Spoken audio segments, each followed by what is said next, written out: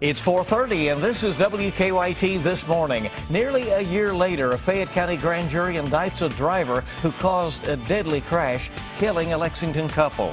Also ahead on WKYT, we are 2 weeks away from Election Day. Donald Trump and Hillary Clinton are now pushing for votes. We'll have the latest on the campaign coming up. And 2 homeless facilities in Lexington will soon be moving into one building, but some business owners have concerns about that. We'll have that and your Kentucky forecast and all the news on WKYT This Morning.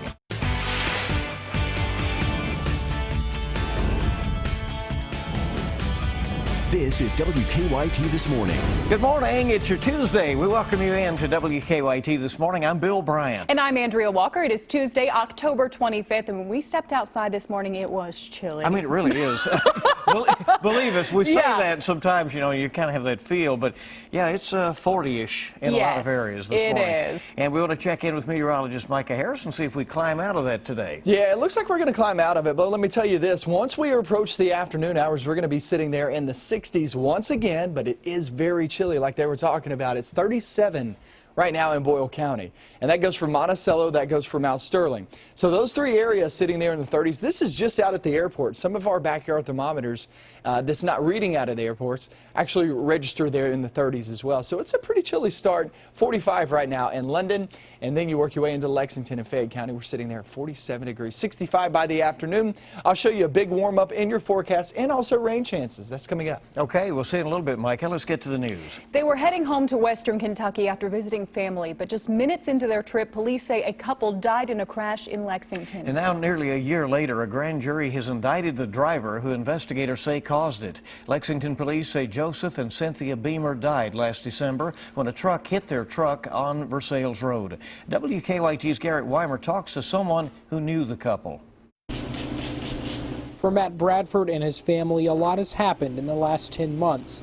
But it's all been without the 2 people he calls pillars of their family. They were just so giving, so caring, so kind, so committed to God.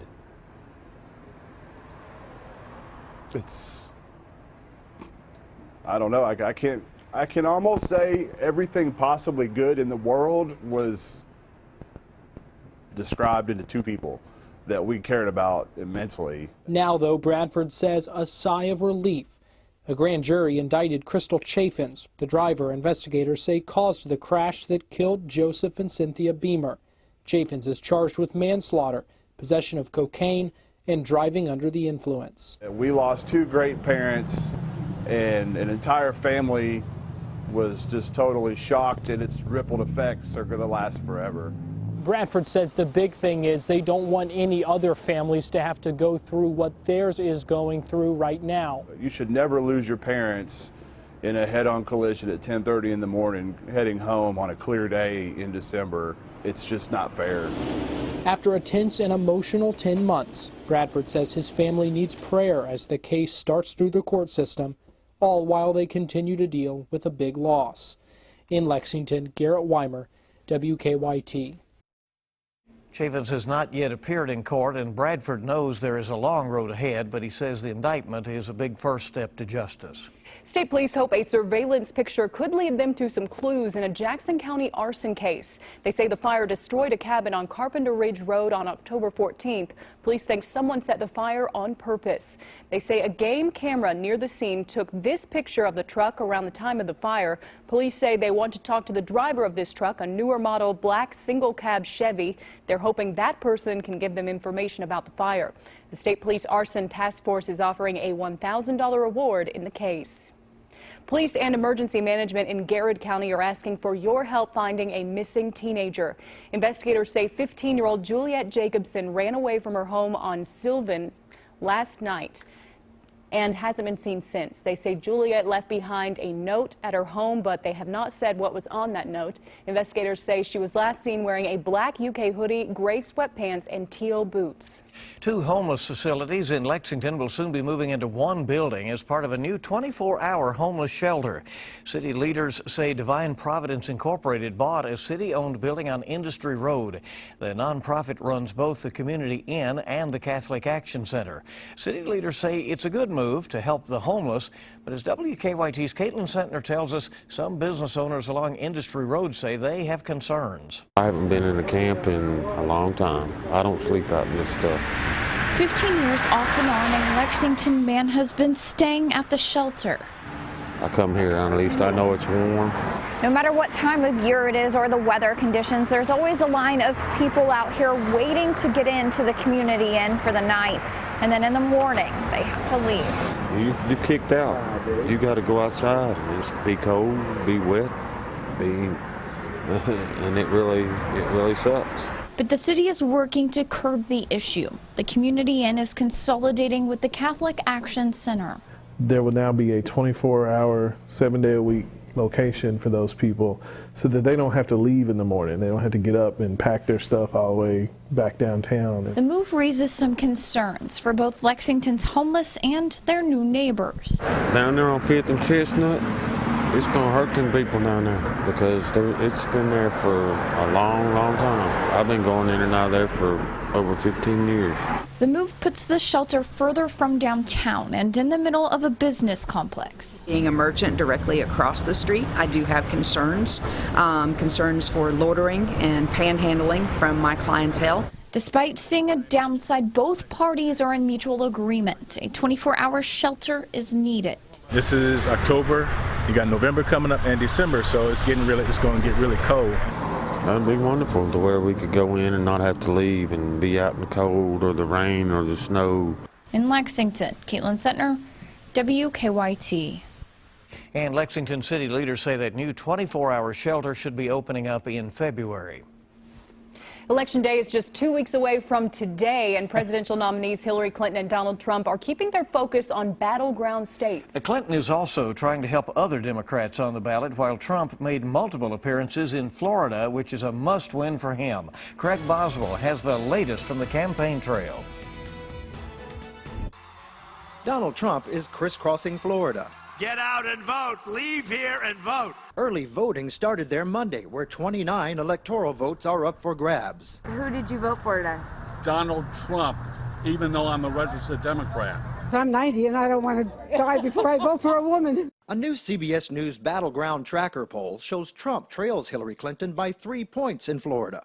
He blamed his campaign struggles on phony polls and the media. The media is entitled, condescending, and even contemptuous of the people who don't share their elitist views. Hillary Clinton campaigned in New Hampshire, where she holds an 8-point lead over Trump. I'm proud to have the support of more than 150 Republican leaders in this state who put country before party. Clinton brought Massachusetts Senator Elizabeth Warren to Manchester, where she blasted one of Trump's comments from the last debate. Such a nasty woman. Get this, Donald. Nasty women are tough. Nasty women are smart. And nasty women vote. People in more than 30 states are already voting. So far, nearly 5 million ballots have been cast. Craig Boswell, CBS News, the White House. And the two candidates for Kentucky's 6th District congressional seat debated the issues on statewide television. Incumbent Republican Congressman Andy Barr and Democratic challenger Nancy Jo Kemper appeared on KET's Kentucky Tonight last night. Kemper accused Congressman Barr of running a dishonest TV ad. She claims he took her words out of context. But Barr says it shows Kemper is out of touch with people. And both have different opinions about the Affordable Care Act. We need to improve and strengthen the Affordable Care Act. I want to make sure that we do some things to reduce the kind of bureaucratic burden that is perhaps causing part of the expansion of costs. But I've been part of the Healthcare Reform Task Force in the Congress to provide an alternative to Obamacare, to replace Obamacare with patient-centered reforms that will actually lower the cost of healthcare. can go to where Both the candidates jobs are agree and that a get shortage help of with nurses and childcare, doctors because is we're also asking hurting for- health we care. need to deal with the issue of transport. And speaking of healthcare, the federal government says premiums will be much higher next year for health insurance sold through healthcare.gov. The Obama administration says before taxpayer-provided subsidies, premiums for a mid-level benchmark plan will increase an average of 25%. But the government says the subsidies will also increase to help customers. Insurance sign-ups for healthcare.gov will begin November 1st. WKYT this morning. We're just getting started with the latest news. So good to have you along here on this Tuesday. Pour yourself a cup of coffee and stay with us. Weather's coming up in here in just a minute.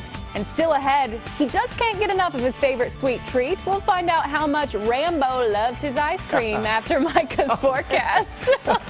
Probably doesn't want it right now, though. 30s and 40s outside early this morning. It's a very chilly start to the day. We're eyeing that cold front that will bring us rain chances, and I'll have that coming up next.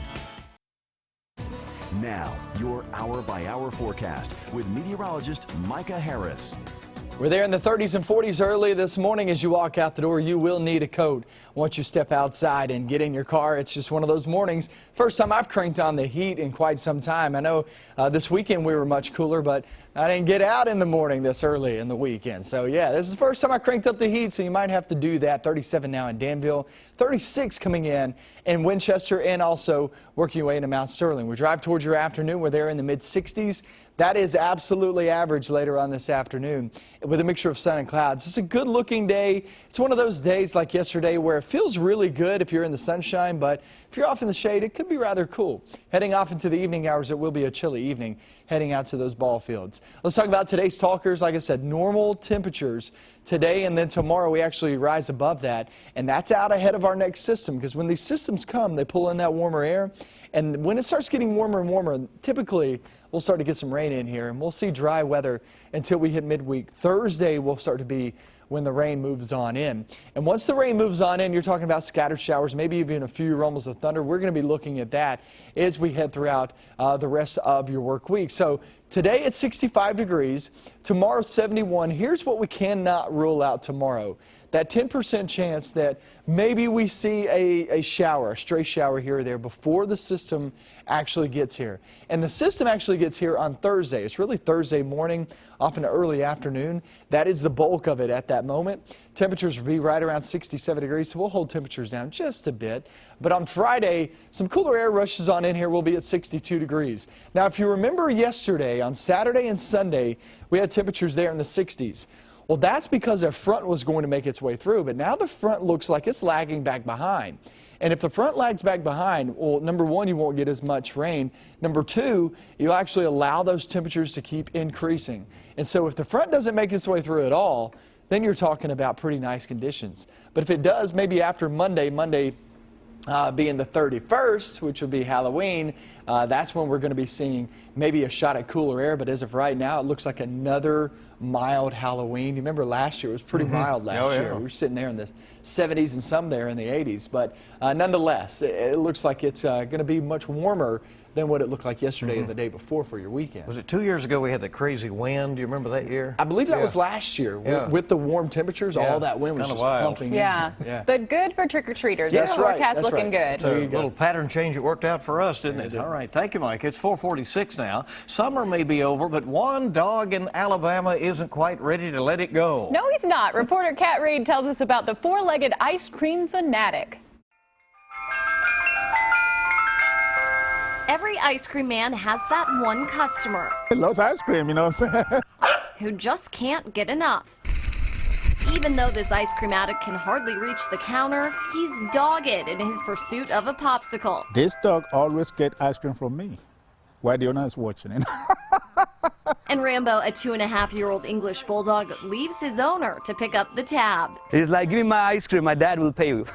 The sweet trend began about a year ago when Rambo saw the ice cream truck for the first time. And Rambo is like all excited out of nowhere. I was like, all right, let's go get some popsicle. And then next thing you know, he's jumping in the truck already, ice cream man truck. Now every time Rambo hears the ice cream truck's music, he's like a dog with a bone. Only this time, he's looking for a cone. All the dogs in my route, you know, when they hear the music, they're scared, but he is not scared, so it's unique. What a life, huh, Rambo? They say every dog has its day. For Rambo, that's any day the ice cream man drives up. That is so cute. We'll just point out that dog's from Alabama like Micah. Just like Micah, isn't he? He'd probably be the same way about ice cream, right? 4:47 on WKYT this morning. We're rolling toward the 5 o'clock hour, and it's great to have you with us today. It sure is. Still ahead, the Lexington Humane Society is asking the community for help after an accident causes some big problems. That story is coming up when we come back on WKYT this morning.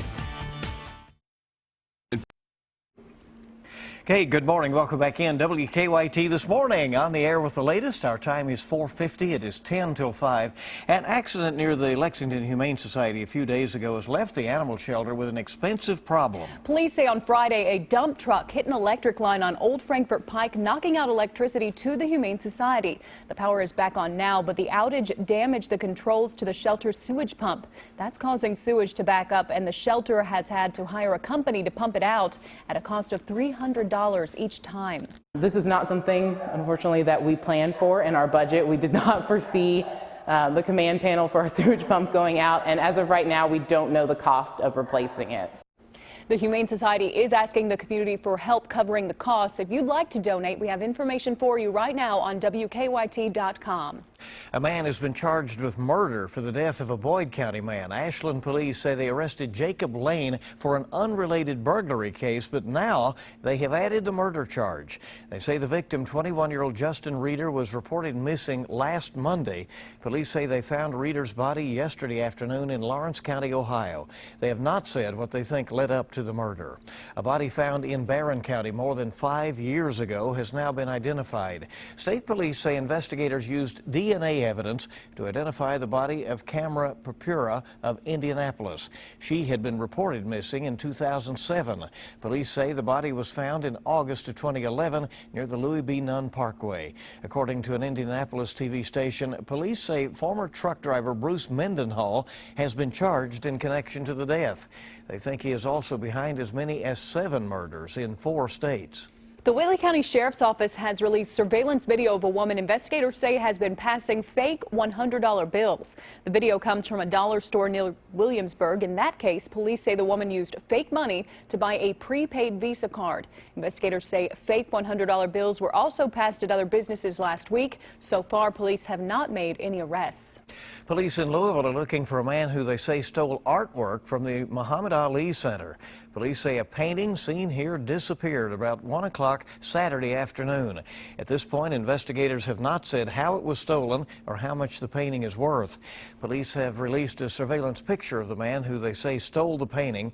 Ali Center leaders say they have since added more security measures to prevent a theft like that from happening again. Well, coming up, we'll have a look at some of the news stories our team is working on for you this morning. And we'll have another look at your morning forecast right after the break. 4:56 is our time on WKYT this morning. Great to have you with us here on your Tuesday. Now it's time to take a look at some of the stories we're working on for you this morning. Today, all 4 suspects who have been arrested in connection with the shooting death of Lexington teenager Trinity Gay will be in court. Right now, Devonta Middlebrooks, Chazare Taylor, DeMarcio Taylor, and Lamonte Williams are all charged with wanton endangerment in the case. And we'll be looking ahead to their day in court, what's likely to come up there at the top of the hour. Here on WKYT this morning. Well, it is a chilly start to the day outside this morning, isn't it? You'll notice that as soon as you step out. Let's check in with Micah. You go to Montgomery County, Bath County, go off into Nicholas County. Now we're talking about mid-30s outside. And it all depends on where you are. It's 47 right now in Jackson. It's 44 there in the London-Corbin area. You go up towards, say, Lexington and Frankfort, sitting there in the 40s, and Danville coming in at 37 degrees. A cold start to the morning, like Andrew and Bill were talking about. You got to know this, that a coat will be needed before you step out the door early this morning, and that goes for those kiddos as they head out to the bus stop. 65 by the afternoon. It's cool, yeah, but it's a pretty nice looking day. So it's one of those days with temperatures like that. I know that's average, but still average this time of year is rather cool. So we're going to be holding on to that as we head towards your afternoon. Now, Wednesday looks much better, feels much better, and then we hit Thursday. That's when we'll bring in some rain chances into the forecast. We'll have that coming up in just a few minutes.